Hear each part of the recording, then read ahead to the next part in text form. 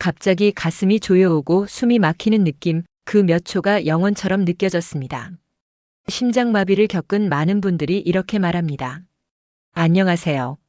중년 건강위기 대응을 상담해온 김은정 건강코치입니다. 심장마비는 그 어떤 질환보다 빠르게 판단하고 행동해야 합니다. 이 영상에서는 구조 요청보다 먼저 해야 할 행동, 그리고 생명을 살리는 단 7초의 대응법을 알려드립니다. 모르면 지나칠 수 있지만 알고 나면 누구나 구조자가 될 수 있습니다.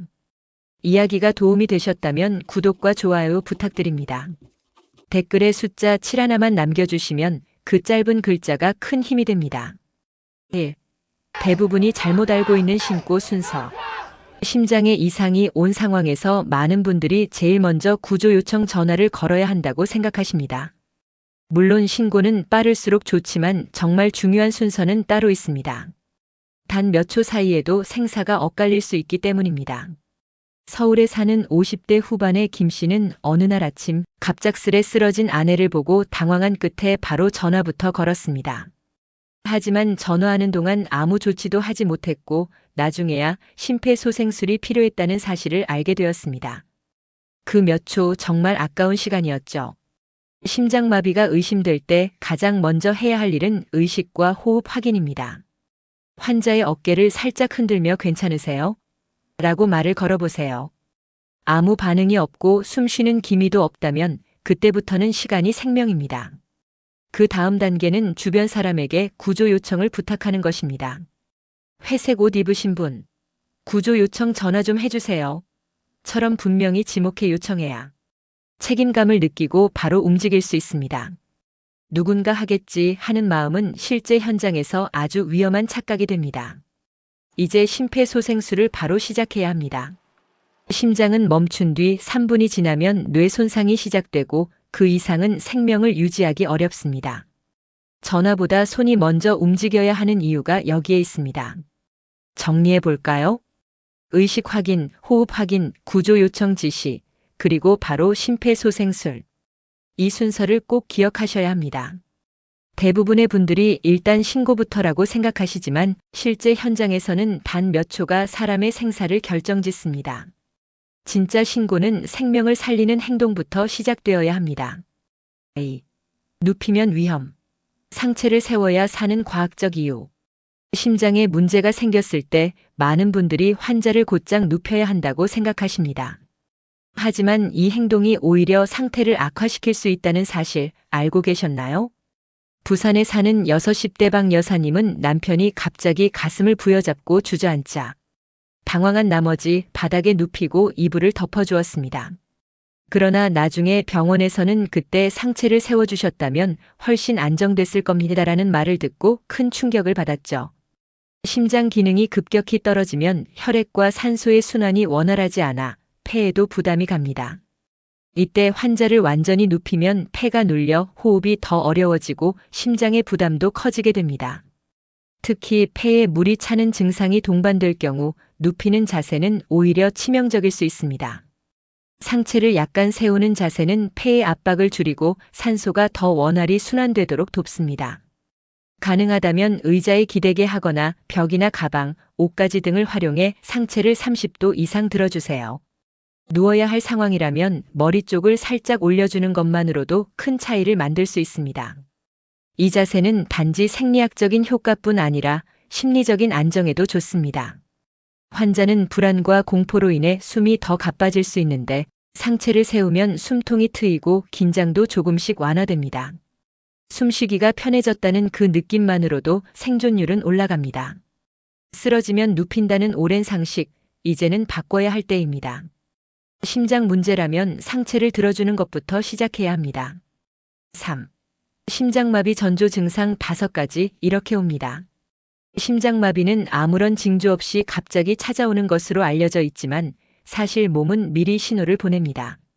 문제는 우리가 그 신호를 대수롭지 않게 넘기기 쉽다는 데 있습니다. 경기도에 사는 50대 중반 김 씨는 어느 날 아침부터 속이 메스껍고 등 쪽이 뻐근하다고 느꼈습니다. 감기 기운이라 생각하고 출근했지만 오후에는 가슴을 부여잡고 쓰러졌고 결국 병원 응급실로 실려갔죠.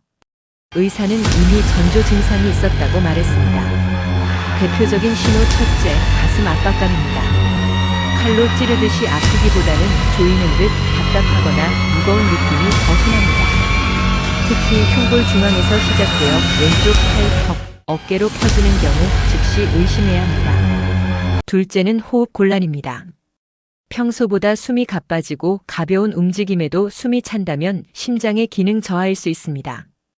이 증상은 갑자기 나타나기도 하며 밤에 더욱 심해지기도 합니다. 셋째는 식은땀과 메스꺼움입니다. 위장 이상처럼 느껴지지만 심장 문제일 수 있습니다. 특히 이유 없이 식은땀이 나고 얼굴이 창백해진다면 즉각적으로 대처해야 합니다. 넷째, 현기증이나 갑작스런 피로감입니다. 앉았다 일어설 때 어지럽거나 특별한 이유 없이 기운이 빠지는 증상은 심장의 혈류 공급이 불안정하다는 신호일 수 있습니다. 마지막으로 등이나 턱, 팔의 통증입니다. 이상하게 어깨가 결리거나 등 쪽이 묵직하게 아플 때 근육통으로 넘기지 마시고 심장 질환을 의심해 보셔야 합니다. 이 5가지 신호는 결코 우연이 아닙니다. 몸이 보내는 경고음을 귀 기울여 듣는 것, 그것이 생명을 지키는 첫걸음입니다. 4. 가루 아스피린을 혀에 올리는 1초 행동의 생명력. 심장마비가 의심될 때 단 한 가지 행동으로 생존 가능성을 높일 수 있다는 사실 알고 계셨나요? 그건 바로 가루 형태의 아스피린을 혀 위에 올리는 것입니다. 서울에 사는 50대 후반 이모 씨는 출근길 지하철에서 갑작스럽게 가슴을 부여잡았습니다. 숨이 가빠지고 식은땀이 흐르자 미리 챙겨두었던 아스피린을 꺼내 혀 위에 올려놓았고 이 덕분에 병원 도착 전까지 심각한 상태로 진행되는 것을 막을 수 있었습니다. 아스피린은 혈소판 응집을 억제해 혈전을 빠르게 녹이는 작용을 합니다. 심장혈관이 막혀 발생하는 심장마비의 경우 이 약이 즉각적으로 작용하면 혈류를 다시 흐르게 해 심장의 부담을 덜 수 있습니다. 특히 씹거나 가루로 복용하는 방식은 위에서 흡수되기 전에 구강 점막을 통해 빠르게 혈액 속으로 전달됩니다. 즉, 시간이 생명이 되는 상황에서 가장 빠른 방법이 되는 거죠. 복용할 때 주의할 점은 단 하나, 반드시 의식이 있을 때만 사용해야 한다는 것입니다. 의식이 없는 상태에서 약을 입에 넣으면 기도로 넘어가 질식 위험이 생깁니다. 그래서 혀 위에 올리는 이 방법은 본인이 직접 복용할 수 있는 상황에만 해당됩니다. 또한 복용량은 일반적으로 100mg 내외의 저용량 아스피린이 권장되며 한 알을 가루로 부수거나 미리 갈아놓은 상태로 준비해두는 것이 중요합니다. 심장마비는 1초가 아깝습니다. 가루 아스피린 하나로 지연을 막고 다음 조치를 위한 소중한 시간을 벌 수 있습니다. 이 짧은 행동 하나가 생명을 지키는 결정적 열쇠가 됩니다. 5. 아스피린, 미리 준비하지 않으면 아무 소용 없습니다. 아스피린이 심장 응급 상황에서 생명을 살릴 수 있다는 이야기를 들으셨을 겁니다. 하지만 정작 중요한 건 그 약이 손에 있는가입니다. 준비되지 않은 아스피린은 아무 소용이 없습니다. 대구에서 자영업을 하는 60대 이 씨는 몇 해 전 심장 두근거림을 느껴 병원을 찾았고 의사에게 응급시 아스피린 복용이 도움된다는 이야기를 들었습니다. 하지만 바쁘다는 이유로 준비를 미루다 막상 쓰러졌을 때 아무것도 할 수 없었습니다. 응급실에서는 아스피린 하나만 있었어도라는 말을 들었다고 합니다. 아스피린은 미리 가방이나 지갑, 차량, 침실 옆에 보관해 두어야 합니다. 특히 언제 어디서 증상이 시작될지 모르기 때문에 휴대용 약통에 담아 다니는 것이 좋습니다. 한 알씩 포장된 제품을 선택하면 위생과 보관도 훨씬 편리합니다. 또한 가루로 준비해두면 더욱 빠르게 사용할 수 있습니다. 직접 알약을 부숴도 되지만 시중에 가루로 판매되는 제품을 활용하면 훨씬 실용적이죠. 다만 유통기한은 꼭 확인하셔야 하고 고온다습한 곳은 피해서 보관해야 합니다. 가족 구성원에게도 이 약의 위치와 사용 방법을 공유해 주세요. 내가 스스로 대처하지 못할 수도 있기 때문에 주변 사람의 도움도 중요합니다. 아스피린은 약국에서 쉽게 구할 수 있는 평범한 약이지만 준비되어 있느냐에 따라 평범한 하루를 지옥으로부터 지켜줄 수도 혹은 잃게 만들 수도 있습니다. 응급약은 언제나 지금 준비해야 합니다. 6. 응급 상황에서 흔히 하는 3가지 치명적 실수. 심장마비는 단순한 응급이 아니라 초 단위로 생명이 달라지는 위기입니다.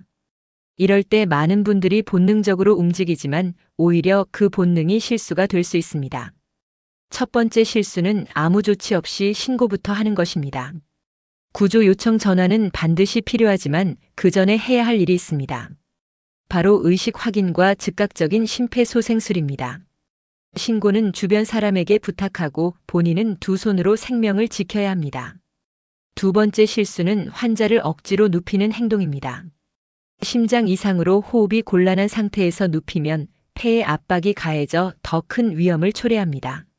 상체를 세워주는 자세가 호흡과 혈액순환에 훨씬 유리합니다. 세 번째 실수는 잘못된 약 복용입니다.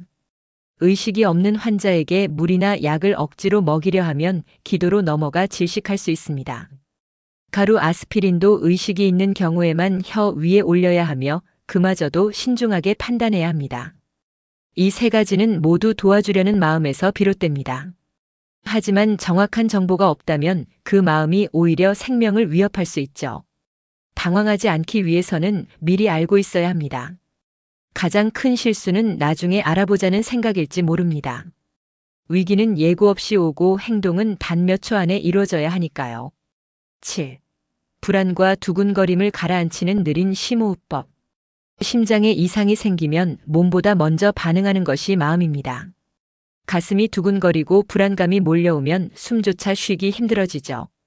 이럴 때 가장 먼저 해야 할 일은 호흡을 천천히 돌려놓는 것입니다. 대전에서 혼자 사는 50대 여성 정 여사님은 평소에도 가슴이 자주 답답하곤 했습니다. 어느 날 심한 두근거림과 식은땀이 나자 큰일인가 싶어 병원에 갔는데 의사는 심장질환과 더불어 불안 반응으로 인한 과호흡이 함께 왔다는 진단을 내렸습니다. 그 이후 정 여사님은 천천히 숨을 쉬는 방법을 배우기 시작했습니다. 방법은 간단합니다. 코로 천천히 숨을 들이마시고 입으로 길게 내쉬는 것. 들이마시는데 4초, 내쉬는데 8초 정도 걸리도록 리듬을 맞춥니다. 이렇게 하면 몸은 위험한 상황이 아니다라고 인식하게 되고 교감신경의 흥분이 가라앉아 심박수와 혈압도 안정되기 시작합니다. 심장이 불안정해질 때일수록 이런 느린 호흡은 매우 효과적입니다. 특히 심장마비 전조 증상일 경우 당장의 악화를 막는 데도 도움이 됩니다. 긴장한 근육이 풀리면 호흡이 자연스러워지고 그로 인해 산소 공급도 훨씬 원활해지죠. 불안은 자연스러운 반응이지만 그 불안을 잘 다루는 법을 아는 것 또한 생명을 지키는 기술입니다. 심장보다 더 먼저 흔들리는 건 마음이니까요. 심장마비는 언제 누구에게든 예고 없이 찾아올 수 있습니다. 하지만 단 7초 안에 어떤 행동을 하느냐에 따라 그 결과는 완전히 달라집니다. 우리는 이 짧은 시간 안에 의식 확인, 자세 조정, 심호흡, 약 복용 등 여러 생명을 살릴 수 있는 행동을 할 수 있습니다. 그것이 바로 7초 생존 체크리스트입니다. 이야기를 통해 미리 알고 준비한다면 위기 상황에서도 당황하지 않고 가장 먼저 움직일 수 있는 사람이 될 수 있습니다. 그 단단한 준비는 나 자신뿐 아니라 사랑하는 가족을 지키는 첫걸음입니다. 하루하루가 바쁘고 정신없지만 단 몇 분만이라도 응급 상황을 대비해 두는 건 내일을 위한 가장 현명한 투자일지 모릅니다. 이야기가 도움이 되셨다면 구독과 좋아요 부탁드립니다. 댓글에 숫자 7 하나만 남겨주시면 그 짧은 글자가 큰 힘이 됩니다. 여러분은 어떻게 생각하시나요? 여러분의 생각과 경험 댓글로 들려주세요.